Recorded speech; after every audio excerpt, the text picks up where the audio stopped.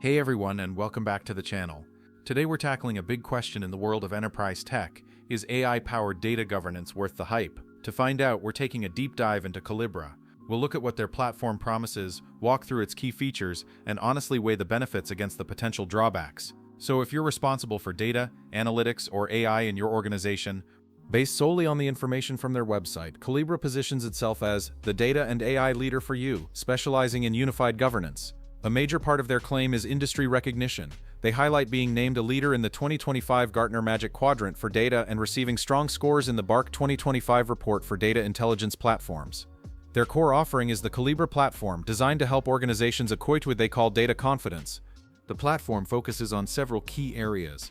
It aims to help you observe data quality and support remediation, find and understand data through business-led collaboration, build transparency to reduce compliance risk, and crucially, collaborate around and manage AI use cases.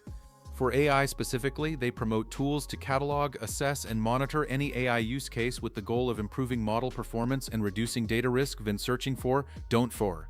Forget to subscribe and hit the bell. Thanks for watching.